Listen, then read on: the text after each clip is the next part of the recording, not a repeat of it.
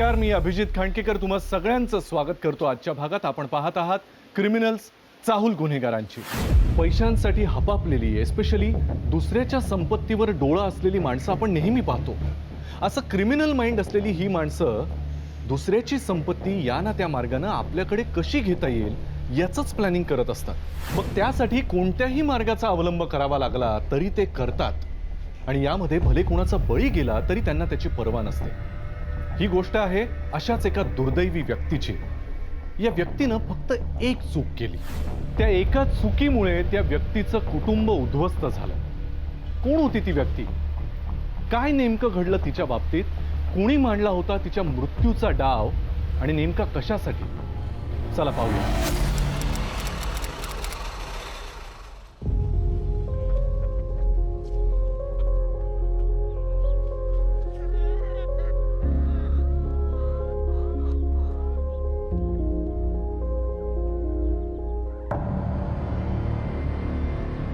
काहीतरी वास येतो इथे।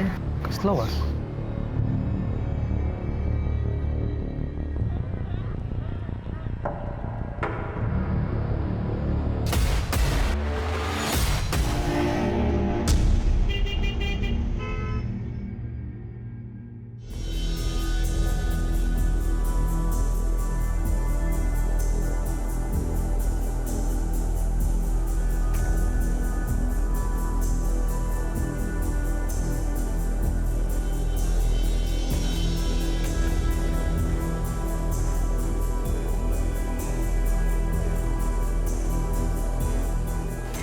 सकीरा,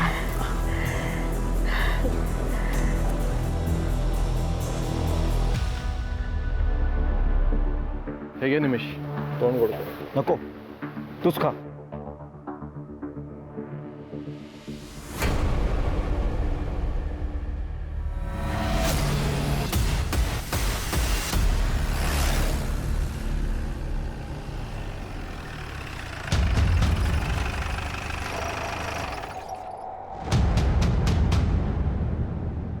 तूच फोन केला होतास? हो सर, मी ते आडोशाला आलो होतो तर मला काहीतरी कुबट वास आला। तिथे जाऊन बघितलं तर मला डाऊटफुल वाटलं म्हणून मी तुम्हाला कॉल केला। तुझ्याबरोबर अजून कोण होतं? सर कोण नाही। एकटाच होता? थापा मारतोस काय? चल, कुठून वास आला ते दाखव।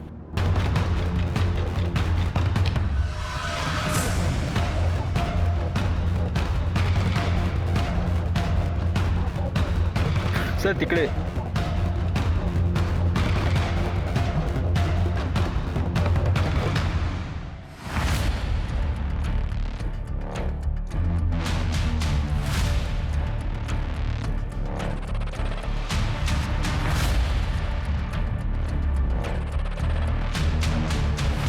सर, ह्युमन बॉडीचे तुकडे आहेत। बहुतेक बॉडीचे तुकडे करून ते या गोणीत टाकले आणि ही गोणी इथे आणून जाळली। सगळं खाक झालंय, काहीच कळत नाही।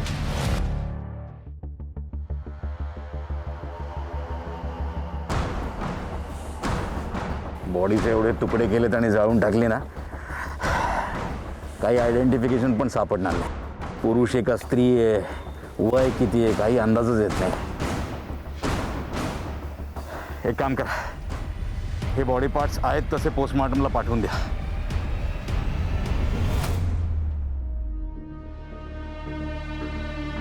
काय प्रॉब्लेम काय तुझा निमिष? असं तिरसर का बघतोयस? प्रॉब्लेम? दादा, तुझ्या खरंच लक्षात नाहीये की तू मुद्दाम काही माहीत नसतं नाटक करतोय? हे, तुला जे काय बोलायचं ना सरळ बोल। सरळच बोलतोय मी। हे बघ दादा, आपण कुठल्या परिस्थितीमधून वरती आलो होतो हे तुला चांगलंच माहिती आहे। अरे काय चाललंय तुझं? बरं, त्यात ती तुमची छान चौकी तर संपतच नाहीये काय? छान चौकी? छान चौकी कसली रे निमिष? गाडी घेणं गरज होती आमची। आणि माझी गरज? त्याचं काय? हे बघ, तुला जे मिळालं ना ते तुला कमी पडलं, यात आमचा काही दोष नाहीये। हे बघ, तुला जर आयुष्यभर बसचे धक्के खायचे असतील ना तर तू खुशाल खा। तुला जर आयुष्यभर दारिद्र्यात खितपत पडायचं ना तर तू पड। तुला कोणी अडवत नाहीये। एक मिनिट वहिनी, मी तुझ्याशी तर बोलतच नाहीये। हे बघ, माझं फक्त एवढंच म्हणणं ना, ही जर तुमची थेरच चालू राहील ना तर एक दिवस आपण सगळे अडकू। हे बघ, मी जे काय करतोय ना ते माझ्या पैशांनी करतोय, तुला मध्ये बोलायची काय गरज नाहीये। आणि हो, आमचं सुख जर तुला बघवत नसेल ना तर तू डोळे झाकून घे। हे बघ दादा, पुरे सुबोध, निमिष, अरे काय चाललंय? हा वाद इथल्या इथे बंद करा. कितीतरी दिवसांनी आपल्याकडे कुठली तरी चांगली गोष्ट होतीये. अरे काय चाललंय तुमचं? निमिष, घे पेढा घे. अरे सुबोधचं कौतुक म्हणून घे ना. हो, जा मग ओळख बस त्याला. मला ना तुमच्या दोघांसोबत राहायची इच्छाच नाहीये.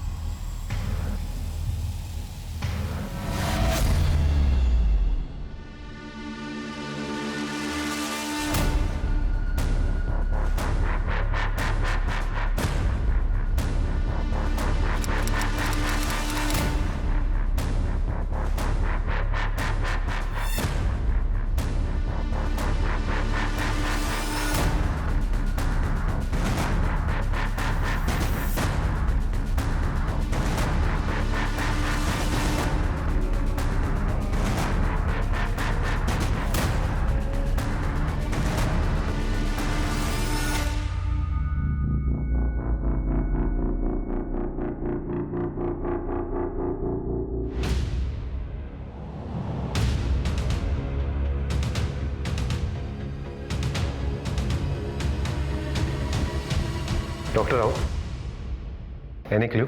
हे पहा, ह्याची एक न्यू रिप्लेस झालेली आहे. त्याच्या नंबरवरून काहीतरी क्ल्यू मिळू शकेल. K009BN.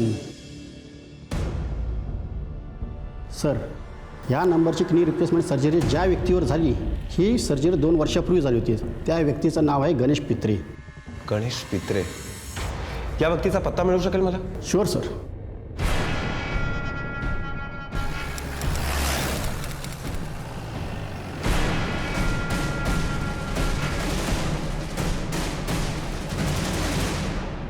Yes sir. हे गणेश पित्रेंचं घर आहे? हो, पण काय काम होतं? आम्ही आत येऊ शकतो? हां, या ना.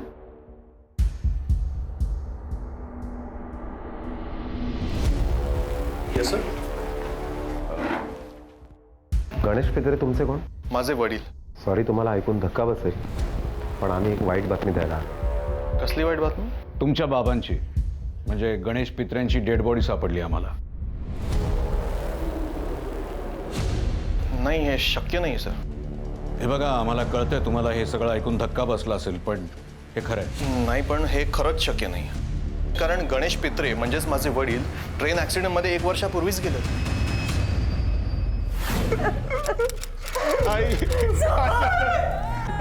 सुबोध बाबा गेले रे, आपल्याला सोडून गेले.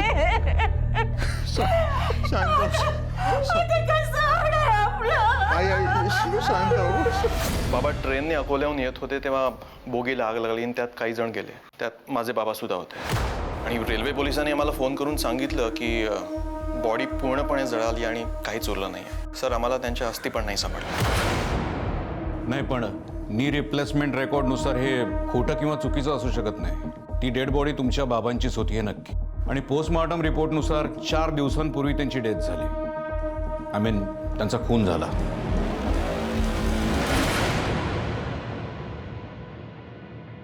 खून? येस. आणि याचा अर्थ ते गेले वर्षभर जिवंत होते. कुठे होते ते? काय करत होते? अहो, ते आम्ही कसं सांगणार? बाबा ट्रेन ॲक्सिडेंटमध्ये गेले हे सांगणारे पोलीस होते, आणि आता त्यांचा खून झाला हेही सांगणारे पोलीस आहेत. अहो, मग आम्ही विश्वास ठेवायचो कोणावर? आणि बरं, तुम्हाला ती बॉडी मिळाली ही बाबांची कशावरून? काय पुरावा आहे तुमच्याकडे? हे बघा, पहिले पुरावा आणि मग बोला. निमेश, शांत हो जरा. दादा, पण रिलॅक्स. ठीक आहे, आम्ही पुन्हा चौकशीसाठी येऊ.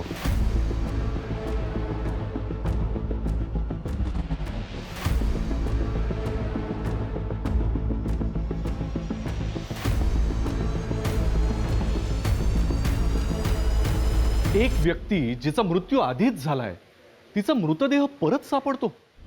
पोलिसांना खात्री आहे की सापडलेला मृतदेह हा गणेश पित्रेचाच आहे, पण कुटुंबियांचं म्हणणं आहे की गणेश पित्रे आधीच गेले. खरं काय खोटं काय काहीच कळत नव्हतं. पित्रेच्या घरामध्ये आधीच टेन्शन होतं. कुणाचा पायपोस कुणाच्या पायात नव्हता आणि त्यातच आता पोलिसांची ही चौकशी सुरू झाली होती. पोलिसांच्या समोर तर हे प्रकरण फारच गुंतागुंतीचं होतं. एक तर तो मृतदेह कोणाचा आहे हे आधी सिद्ध करायचं होतं आणि नंतर त्या व्यक्तीची ही अवस्था कोणी केली हेही शोधून काढायचं होतं. या गणेशच्या मृत्यूमुळे फायदा कोणाचा होऊ शकतो? अर्थातच त्याच्या कुटुंबियांचा. एक्झॅक्टली. या गणेशने खूप मोठा इन्शुरन्स काढला होता. ते पैसेही कुटुंबियांना मिळाले. त्याच्या ऑफिसमधूनही बरीच मोठी रक्कम मिळाली. रेल्वेकडूनही भरपाई मिळाली. म्हणजे मेला हा गणेश, पण फायदा झाला सगळ्या कुटुंबियांना.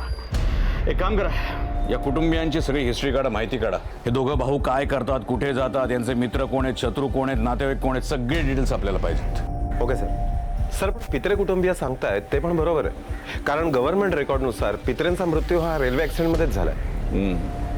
नायकुडी, DNA टेस्ट झाली तर सगळं क्लिअर होईल आपल्याला.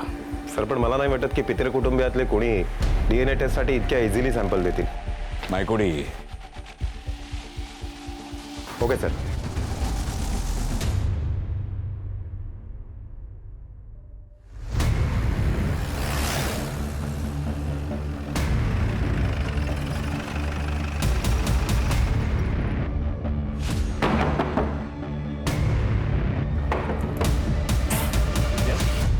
साहेब काय झालं सर? हां, तुमचा बेडरूम कोणता आहे? काय बेडरूम कोणता आहे तुमचा? पण झालं काय सर? साहेब तुम्ही असे एकदम घरात नाही घुसू शकत. काय हवंय तुम्हाला साहेब?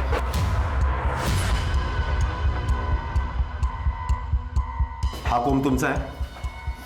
हो, पण साहेब हा काय प्रश्न झाला? व्हॉट नॉनसेन्स सर, तुम्ही असे घरात घुसतायत, बेडरूम मध्ये घुसतायत. आता माझ्या हेअरब्रशनी काय करणार आहात तुम्ही? आम्ही आमचं काम करतो.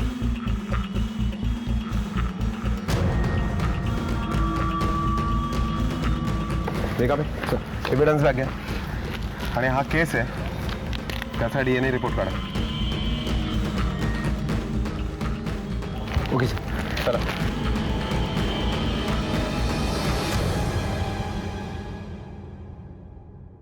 सर, सुबोधचा DNA रिपोर्ट आलाय.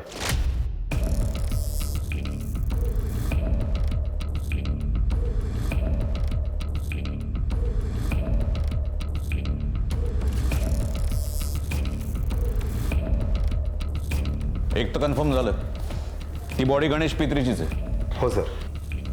सर, वडिलांच्या मृत्यूनंतर या दोन्ही भावांना रेल्वेकडनं, इन्शुरन्स कंपनी आणि गणेश पित्रे ज्या कंपनीमध्ये कामाला होत्या त्या कंपनीकडनं कंपन्सेशनच्या स्वरूपात भरपूर पैसे मिळाले. सुबोध मोठा मुलगा हा MR होता. त्याला स्वतःचं मेडिकल शॉप सुरू करायचं होतं म्हणून तो जागा सुद्धा शोधतोय. त्याचबरोबर त्याने नवीन गाडी घेतली आणि आता नवीन घर घेण्याच्या मार्गावर. सुबोधची बायको निशा ही बड्या घरातली, तिला पैसे उधळायची सवय. त्याचबरोबर सुबोधचा धाकटा भाऊ निमिष हा शेअर मार्केटमध्ये ट्रेडिंग करतो. त्याला स्वतःचं ऑफिस सुरू करायचं आहे. त्याने सुद्धा नवीन जागा बघितली. या दोन्ही भावांची बहीण आहे शिल्पा नावाची. पळून जाऊन लग्न केलं म्हणून कदाचित या दोन्ही भावांचा तिच्याशी फारसा संबंध नसावा आणि म्हणूनच या दोन्ही भावांनी तिला एक पैसाही दिला नसेल कदाचित. नायकुडी, ती बॉडी गणेश पित्रेची आहे म्हणजे रेल्वेकडून काहीतरी मिस आयडेंटिफिकेशन झालंय. हा गणेश पित्रे माणूस कसा होता आपल्याला कळायला हवं. त्याची हिस्ट्री काढा. त्याच्या जवळच्या व्यक्ती कोण होता, त्याच्या फॅमिली व्यतिरिक्त हेही शोधून काढा.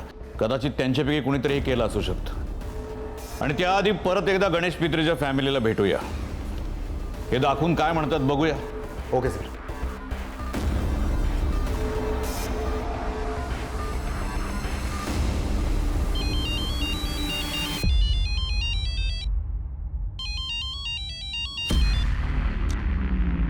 हॅलो.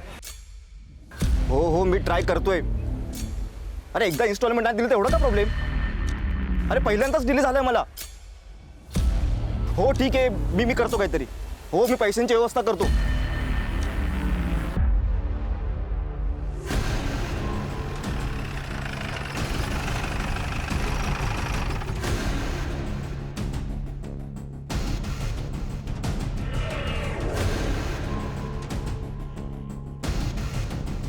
तुम्ही? मॅडम, तुमची मुलं घरात आहेत? हो आहेत. जरा त्यांना बोलवा. हो बोलवते.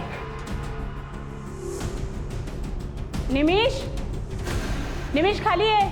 सुबोध, हां बेटा जरा बाहेर ये.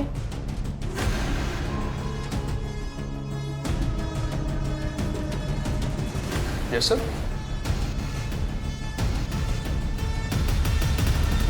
हे DNA रिपोर्ट्स, हे त्या बॉडीचे आणि हे तुमचे. यावरून हे सिद्ध होतं की ती बॉडी तुमच्या वडिलांचीच आहे.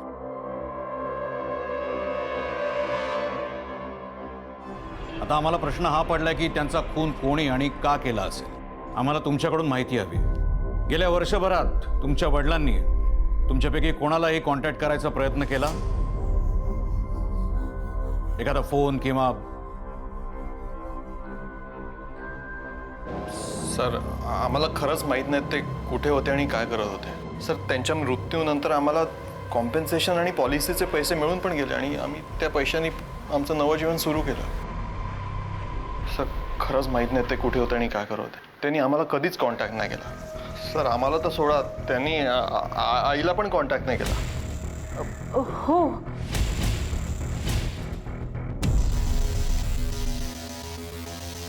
ठीक आहे. तुम्हाला काहीही आठवलं तर आम्हाला इमिजिएट कॉन्टॅक्ट करा. हो सर.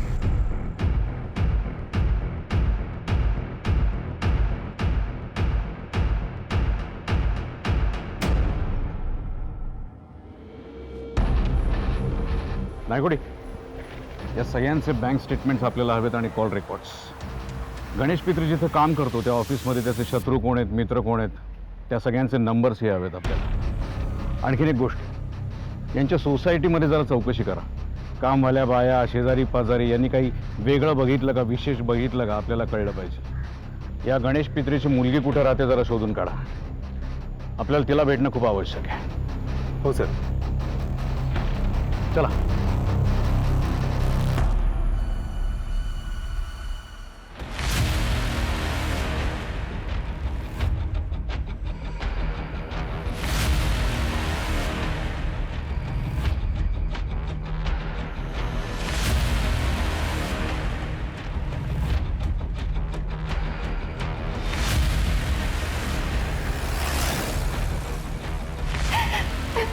मला यातलं काहीही माहित नाहीये सर, काही सांगितलं नाहीये. ती डेड बॉडी 100% गणेश पित्रेंचीच, म्हणजे तुमच्या वडिलांची.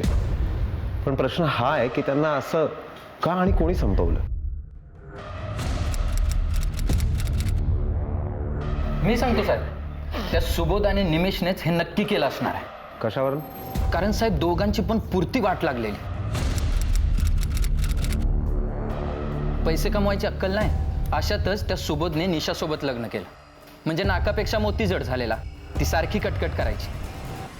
आणि तो निमिष शेअर मार्केटमध्ये सारखा फटके खायचा. प्रचंड कर्ज झालेलं साहेब. पण साहेब प्रचंड कर्ज होऊन सुद्धा त्यानंतर आम्हाला त्यांचा साधा फोन नाही की मेसेज सुद्धा नाही. अगदी बाबा गेले तेव्हा सुद्धा नाही. हिच्या मैत्रिणीने फोन केला तेव्हा समजलं बाबा गेल्याची खबर. एवढे पैसे मिळाले साहेब, पण स्वतःच्या बहिणीसाठी एक पैसे सुद्धा दिले नाही त्यांनी. ऍक्सिडेंट पूर्वी बाबा इकडे आले होते. माझ्या वाढदिवसाला त्यांनी मला आशीर्वाद दिले आणि यातच माझं समाधान आहे.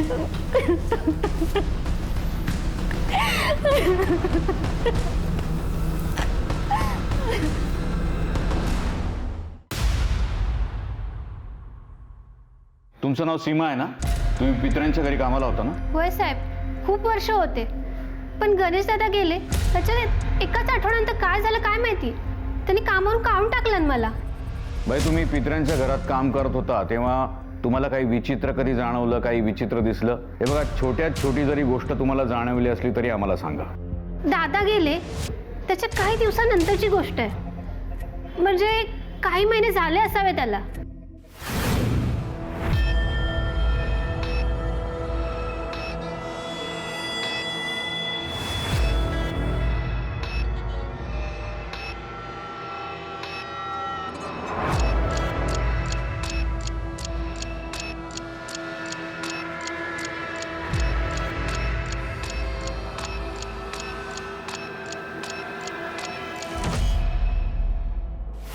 नंतर मला त्यांनी बोलवलं अकोले येऊ नको कामावर. ठीक आहे बाई, जा तुम्ही. ठीक आहे साहेब. या पित्रे पुत्रांशी एकदा सुसंवाद साधावा लागणार आहे. 2 आठवड्यांपूर्वी गणेश पित्रे इथे आले होते, खरं आहे ना? कुमुद पाटील कोपरगाव यांना तुमच्या खात्यातून दरमहा एक रक्कम दिली जाते. कशासाठी? कारण तुमचे वडील तिथे राहतात, त्या जागेचं भाडं म्हणून ही रक्कम दिली जाते. हे तुमचे बँक अकाउंट स्टेटमेंट्स. तुमची कामवाली बाई सीमा हिनं सांगितलं की वंदनाबाई एका सवाष्णीसारखं राहतात. कशासाठी? तुम्ही तिला कामावरनं काढून टाकलं. तुमच्या शेजारी जे पटेल राहतात त्यांनी आम्हाला सांगितलं तुमच्या घरातून माकड टोपी घातलेली एक व्यक्ती बाहेर पडताना त्यांनी बघितली आणि ती व्यक्ती म्हणजे गणेश पित्रेच होते असं त्यांना वाटतंय. आता हे चांगुलपणाचं ढोंग बास करा आणि खरं खरं काय ते सांगा, नाही तर आमचा हिसका दाखवू आम्ही. ऐकोडे. हो, बाबा आले होते.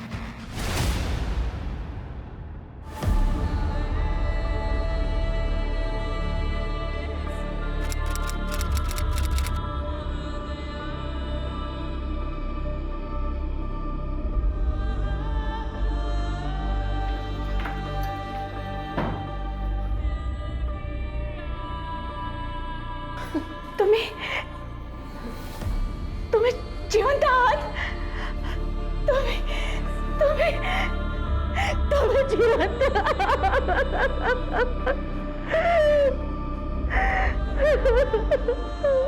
बाबा प्लीज समजून घ्या, तुम्हाला वेगळ्या ठिकाणी कुठेतरी राहावंच लागेल. आम्ही तुमची सोय करू, आम्ही तुम्हाला भेटायला सुद्धा येऊ. पण बाबा तुम्ही पुन्हा इथे येऊ नका, किमान 10 दिवस तरी. बाबा इथे बसलेली सगळी घडी आता आम्हाला विस्कटायची नाही आहे. प्लीज अंडरस्टँड बाबा, प्लीज.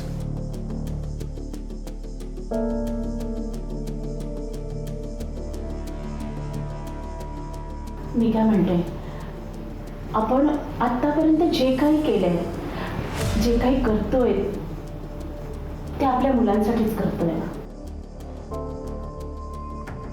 सुबोध म्हणतोय ते बरोबर आहे. जे घडलं ते सगळं विचित्र आहे. तुम्ही इथे थांबलात तर बरेच प्रश्न निर्माण होते. काही दिवस तुम्ही दूर वेगळे कुठेतरी राहा ना, मग आम्ही येतोच ना की तुमच्या सोबत राहायला. हं? बाबा या कुमुदताई माझ्या मित्राची आहे. नमस्कार.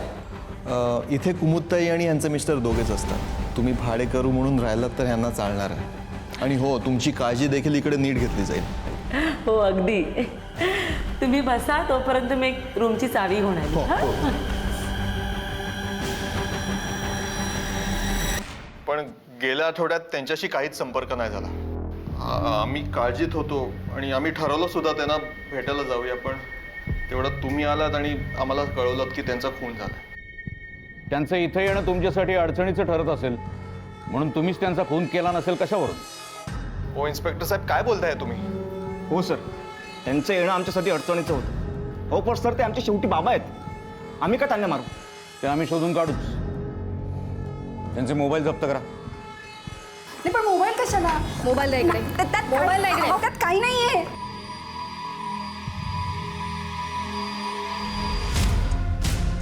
डोंट वरी, तुमचे मोबाईल तुम्हाला परत मिळतील आमचं काम झालं की.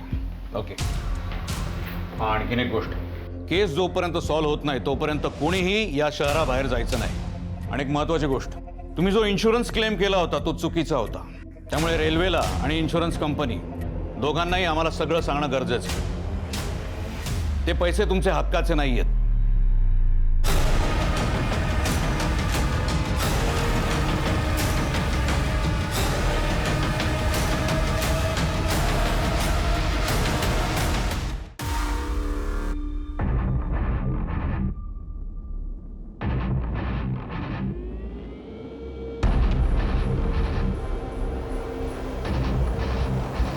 कोणत्या नंबरवरून आला व्हिडिओ?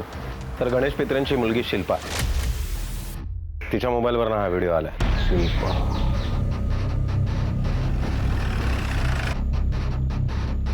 तुमच्या मिसेस घरात आहेत? हो, काय झालं साहेब? बोलाव त्यांना. शिल्पा, शिल्पा. मिसेस शिल्पा, हा व्हिडिओ तुम्ही तयार केलाय?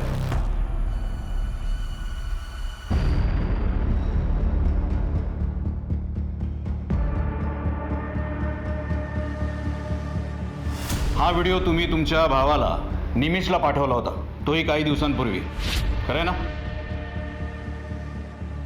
त्या दिवशी जेव्हा आम्ही तुमच्या घरी आलो होतो तेव्हा तर खूप मोठं नाटक केलं होतं. आम्हाला काही माहिती नाही, त्यांनी आम्हाला कळवलं नाही. पण हा व्हिडिओ हे सिद्ध करतोय की तुमचे बाबा जिवंत होते हे तुम्हाला माहिती होतं. काय हे?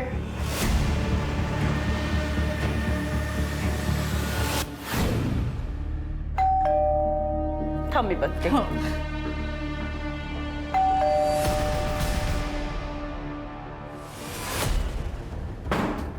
वंदना, मी आता एकटा नाही राहू शकत. मला सगळ्यांबरोबर राहायचंय.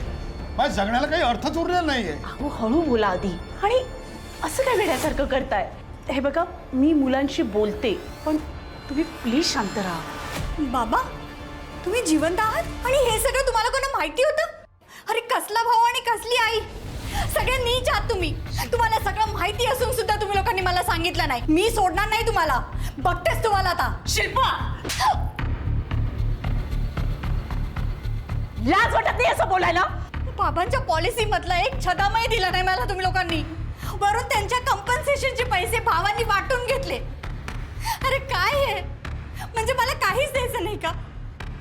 आणि वरून तू ह्या सगळ्यांमध्ये ह्या सगळ्यांची साथ दिलीस. चेतन म्हणत होता तेच बरोबर होतं. कुणाचे नाही आहेत तुम्ही, माझे नाहीच आहेत. आता मी सोडणार नाहीये तुम्हा लोकांना. शिल्पा, शिल्पा अगं, मला काही ऐकायचं नाही. अगं ऐकून घे. शिल्पा, बघितलं ना, म्हणून मी तुम्हाला सांगत होते. अहो थोडं तरी समजून घ्यायचं होतं. आता हिने डोक्यात राग भरली आणि सगळ्यांना सांगून टाकलं तर सगळं संपणार आहे.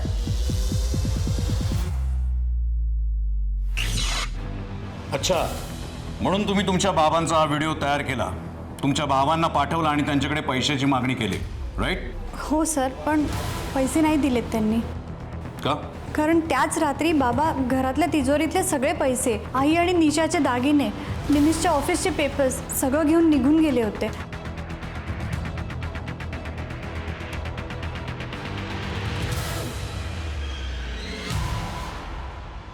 सर, ज्या रात्रीला गणेश पित्रेंचा खून झाला त्या रात्री त्यांच्या मुलीचा नवरा चेतन हा तिथे आसपास होता. त्याचं मोबाईल लोकेशन ट्रेस झालंय. हे बघा. I see. बोलून घ्या त्याला. Okay sir. हो, गेलो होतो मी तिकडे. माझं काम होतं. काय काम होतं? म्हणजे एक्झॅक्ट आठवत नाही, कारण मी दिवसभर वेगवेगळ्या कामांसाठी बऱ्याच लोकांना भेटत असतो. डिटेल्स नाही सांगता येणार. डिटेल्स सांगता येणार नाही. पोलिसी खाक्या दाखवला ना की बरोबर आठवेल सगळं. टाइमपास करतोस का इथे? बोल पटकन. तू जर बोलला नाहीस ना तर आम्हाला बोलता करता येतं.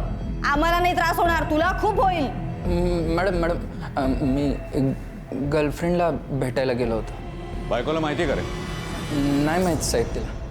पण मी खरंच सांगतोय साहेब, मी त्यांना नाही मारलं. हां, त्यांचा राग होता मला. त्यांना मारून मला काय मिळणार आहे? त्यांच्याकडचं सोनं नाणं, दागिने.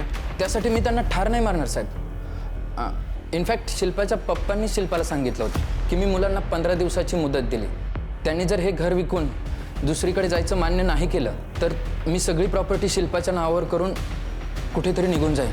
म्हणजे तसाही तिच्यावर अन्याय झाला असं त्यांचं मत होतं. पुरावा काय? साहेब, त्यांनी एक चिठ्ठी लिहून दिली. ती चिठ्ठी शिल्पाकडेच आहे. तू चिठ्ठी जबरदस्तीने लिहून घेतली नसेल कशावर ना? नाही साहेब, प्लीज माझ्यावर विश्वास ठेवा. हवं तर मी ज्या मैत्रिणीसोबत होतो तिला तुम्ही विचारू शकता. जातो. Thank you sir. सर, कुमुद पाटीलच्या भाडेकरूकडे मी चौकशी केली. त्याच गल्लीत 4 घरं सोडून राहतात. लोकांचं फारसं बरं मत नाही या दोघांबद्दल. भुरट्या चोरासारखं वागतात. लोकांच्या सामानावर कायम डल्ला मारतात. म्हणजे बाहेर ठेवलेल्या चपला, कुंड्या, जे मिळेल ते सामान उचलून घेऊन जातात. मग गणेश पित्रेला बरोबर हेरला असेल त्यांनी. त्याच्याकडे एवढे पैसे आहेत, सोनं आहे, त्यांना कळलं असेल. या पाटलांची चौकशी करायला हवी. एक काम करा, या पाटलांचे भाडेकरू कोण आहेत त्यांना बोलवून घ्या. Okay sir.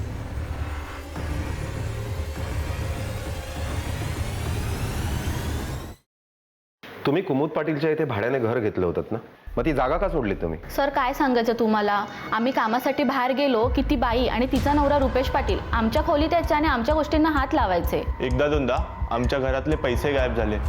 मग एक दिवस आम्ही मोबाईल कॅमेरा ऑन ठेवून घराबाहेर पडलो आणि म्हटलं मी 15 ते 20 मिनिटात येतो. आणि हे पहा काय सापडलं.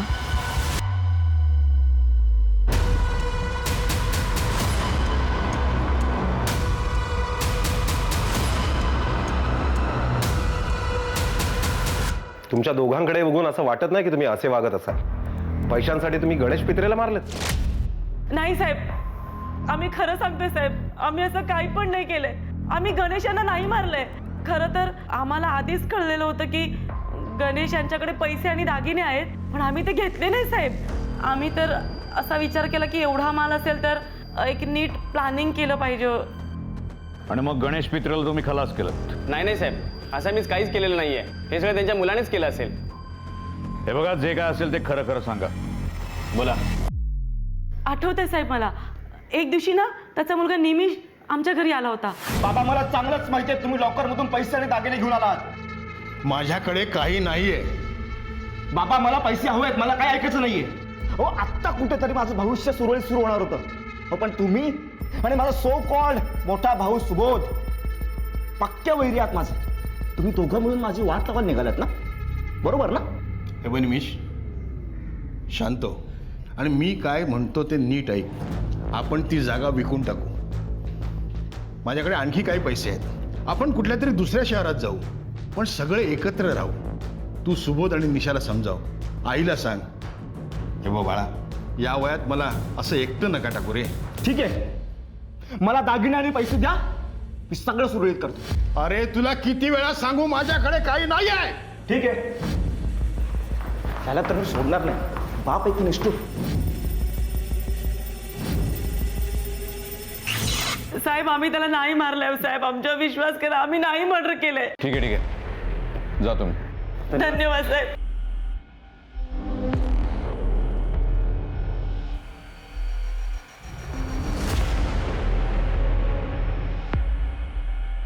Yes yes got it.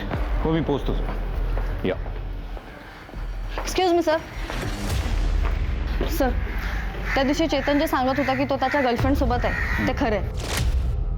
आणि त्यांच्यासोबत तिची एक मैत्रीण सुद्धा होती. हॉटेलच्या स्टाफ सोबत कन्फर्म केलं. म्हणजे चेतननी गणेश पित्रेचा खून केला असेल ही शक्यता कमीच आहे. मलाही तसंच वाटतं. म्हणजे निमिष किंवा सुबोध यांपैकी कोणीतरी हे केलं असू शकतं.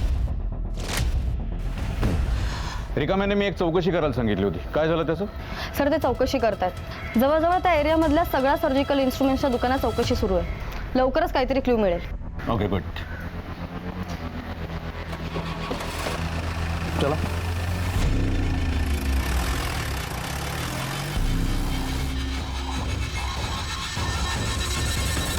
चलो. अहो काय झालं? काय करताय? हो साहेब, अहो काय झालं? पण साहेब सोडा मला. तुम्ही दोघांनी मिळून तुमच्या वडिलांचा खून केलाय. काय? गणेश पित्र्यांचा खून करण्यासाठी तुमच्या दोघांकडे मोटिव्ह होता. अहो सर काय बोलताय तुम्ही? आमच्याकडे पुरावे आहेत तसं. खून केल्यानंतर बॉडी कट करण्यासाठी साधा सुरा वापरता येणार नव्हता. त्यासाठी एखादा मोठा सुरा किंवा शस्त्र हवं होतं. आणि ते शस्त्र म्हणजे सर्जिकल नाईफ. हॉस्पिटलमध्ये सर्जन किंवा डॉक्टर वापरतात ते. सुबोध मेडिकल फील्डमधला असल्यामुळे त्याला हे सगळं माहीत होतं. ज्या दिवशी खून झाला त्या दिवशी सकाळीच एक सर्जिकल नाईफ त्यानं विकत घेतली होती. हे त्याचं बिल, त्यावर सुबोधचं नाव आणि तारीख. हो सर काय बोलताय तुम्ही? आम्ही खरंच काही केलं नाहीये. हो सर, आम्ही हे नाही केलं. घेऊन चला ना. खून या दोघांपैकी कोणीही केलेला नाहीये.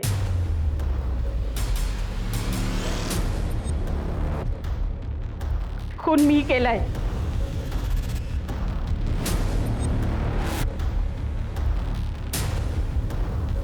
हे आले होते. बाबा तुम्हाला म्हटलं होतं दिवसा डोळ्या घरी येऊ नका म्हणून. चला आतमध्ये चला. अरे बाप आहे मी तुमचा, लाज नाही वाटत माझी असं वागतं ना? अहो हळू, कुणीतरी ऐकेल. आठवड्यानंतर येईन तो कायमचा, त्याच्या आधी काय ते ठरवा.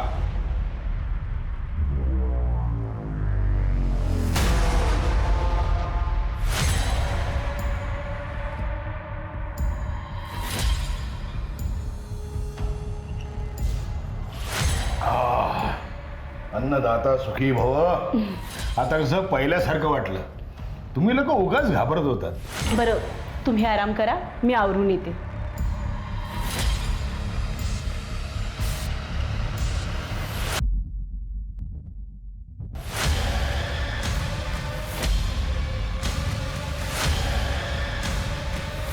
सर्जिकल नाईफ आणली आहेस ना?